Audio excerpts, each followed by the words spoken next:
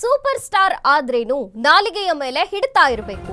ಕಾಂತಾರ ಅಪಹಾಸ್ಯ ಕೇಸಲ್ಲಿ ರಣವೀರ್ ಸಿಂಗ್ ಈಗ ಹೈಕೋರ್ಟ್ ಚಾಟಿ ಬೀಸಿದೆ.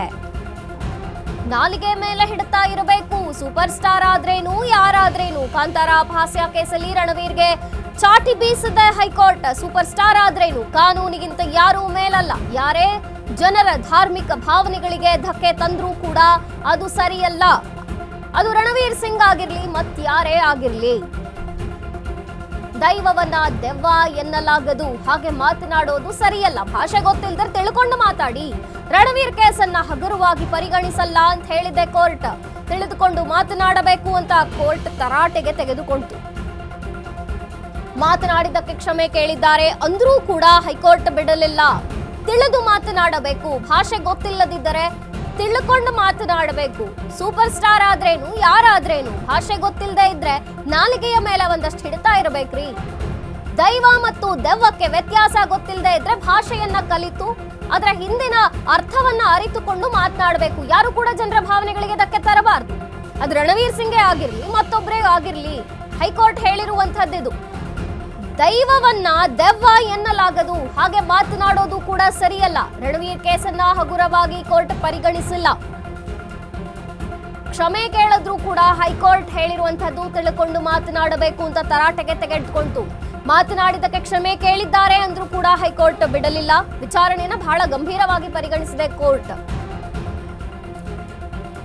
ಸೂಪರ್ ಸ್ಟಾರೇ ಆಗ್ಲಿ ಕಾಮನ್ ಮ್ಯಾನೇ ಆಗ್ಲಿ ಯಾರೇ ಆಗ್ಲಿ ಅವರವರ ಧಾರ್ಮಿಕ ಭಾವನೆಗಳಿಗೆ ಯಾರೂ ಧಕ್ಕೆಯನ್ನ ತರುವಂತಿಲ್ಲ.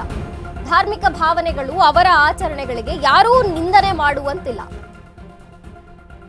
ದೈವವನ್ನ ದೆವ್ವ ಅಂತ ಕರೆದಿದ್ರು ರಣವೀರ್ ಸಿಂಗ್. ರಣವೀರ್ ಪರ ವಕೀಲ ಹೇಳಿದ್ದೇನು? ರಣವೀರ್ ಅವರು ಅಸೂಕ್ಷ್ಮ ಹೇಳಿಕೆ ನೀಡಿರೋದಕ್ಕೆ ವಿಷಾದಿಸಿದ್ದಾರೆ. ಅದಕ್ಕೆ ಹೈಕೋರ್ಟ್ ಹೇಳ್ತು, ರಿಷಬ್ ಶೆಟ್ಟಿ ಅವರು ಚಾಮುಂಡಿ ಪಾತ್ರದಲ್ಲಿ ಕಾಣಿಸಿಕೊಂಡಿದ್ರು. ರಣವೀರ್ಗೆ ಅದು ಗೊತ್ತಿರಬಹುದು ಅಥವಾ ಗೊತ್ತಿಲ್ಲದೆಯೂ ಇರಬಹುದು. ನೀವು ರಣವೀರ್ ಸಿಂಗ್ ಆದ್ರೂ ಆಗಿ ಬೇರೆ ಏನಾದ್ರೂ ಆಗಿ, ಆದರೆ ಅಷ್ಟು ಅಜಾಗರೂಕರಾಗಿ ನಡೆದುಕೊಳ್ಳಬಾರದಿತ್ತು ಅಂತ ಹೇಳಿದೆ ಕೋರ್ಟ್. ಅಷ್ಟು ಅಜಾಗರೂಕರಾಗಿ ನಡೆದುಕೊಳ್ಳಬಾರದಿತ್ತು. ಬೇರೆಯವರ ಭಾವನೆಗಳಿಗೆ ಘಾಸಿ ಮಾಡಬಾರದು ಅಂತ ತಿಳಿದುಕೊಂಡು ಮಾತನಾಡಬೇಕು. ಇದನ್ನ ಜನರು ನೀವು ಮರೆತು ಬಿಡಬಹುದು, ಆದರೆ ಇಂಟರ್ನೆಟ್ ಮರೆಯಲ್ಲ.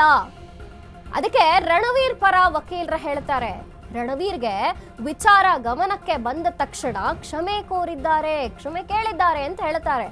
ಯಾರ ಭಾವನೆಗಳಿಗೂ ಕೂಡ ಧಕ್ಕೆಯಾಗದಂತೆ ನಡೆದುಕೊಳ್ಳಬೇಕಿತ್ತು.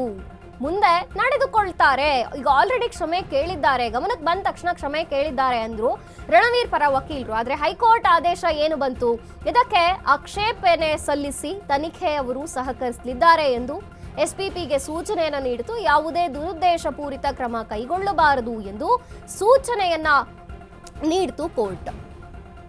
ಸೊ ಇವತ್ತು ಕೋರ್ಟ್ನಲ್ಲಿ ಆದಂತಹ ವಿದ್ಯಮಾನಗಳಿಗೂ ರಣವೀರ್ ವಿವಾದ ಏನಾಯ್ತು, ದೈವವನ್ನ ದೆವ್ವ ಅಂತ ಕರೆದ್ರಲ್ಲ, ಕೋರ್ಟ್ ಇದನ್ನ ಗಂಭೀರವಾಗಿ ಪರಿಗಣಿಸಿದೆ.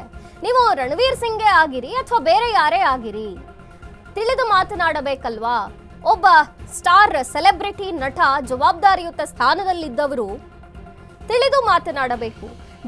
ಯಾವ ಜನರ ಧಾರ್ಮಿಕ ಭಾವನೆಗಳಿಗೂ ಧಕ್ಕೆ ತರುವಂತಹ ಹಕ್ಕು ನಿಮಗಿಲ್ಲ. ನಿಮಗೆ ಗೊತ್ತಿಲ್ಲದೆ ಇದ್ರೆ ಅದನ್ನ ತಿಳಿದು ಮಾತನಾಡಬೇಕಿತ್ತು. ನಿಮಗೆ ಗೊತ್ತಿರಬಹುದು, ಆದರೆ ಗೊತ್ತಿಲ್ಲದೆ ಇರಬಹುದು. ಆದ್ರೆ ಒಬ್ಬ ಸೆಲೆಬ್ರಿಟಿಯಾಗಿ ಸಾವಿರಾರು ಮಂದಿ ಲಕ್ಷಾಂತರ ಜನ ನಿಮ್ಮನ್ನು ನೋಡ್ತಾರೆ, ಅನುಸರಿಸ್ತಾರೆ ಅಂತಂದಾಗ ಅಷ್ಟು ಅಜಾಗರೂಕರಾಗಿ ನಡೆದುಕೊಳ್ಳಬಾರದಿತ್ತು ಅಂತ ಈಗ ಕೋರ್ಟ್ ಹೇಳಿದೆ. ಬೇರೆಯವರ ಭಾವನೆಗಳಿಗೆ ಘಾಸಿ ಉಂಟು ಮಾಡಬಾರದು. ಘಾಸಿ ಉಂಟು ಆಗ್ತಿದೆ ಅಂತ ಅದನ್ನ ವಿಚಾರ ಮಾಡಿ ಮುಂಚೆನೆ ತಿಳ್ಕೊಂಡು ಮಾತನಾಡಬೇಕಿತ್ತು. ಶಬ್ದಗಳನ್ನ ಬಳಸುವಾಗ ಜಾಗರೂಕರಾಗಿ ಬಳಸಬೇಕಿತ್ತು. ಜೊತೆಗೆ ಅವರ ಆಕ್ಷನ್ಸ್ ಇದೆಯಲ್ಲ ವೇದಿಕೆಯ ಮೇಲೆ ದೈವವನ್ನ ಅಣಕಿಸುವಂಥದ್ದು, ಅದು ಖಂಡಿತವಾಗಿಯೂ ಧಾರ್ಮಿಕ ನಂಬಿಕೆಗಳಿರುವಂತಹ ಜನಕ್ಕೆ ಧಕ್ಕೆ ಉಂಟು ಮಾಡುವಂಥದ್ದು. ಅದನ್ನ ತಿಳಿದು ಮಾತನಾಡಬೇಕಿತ್ತು.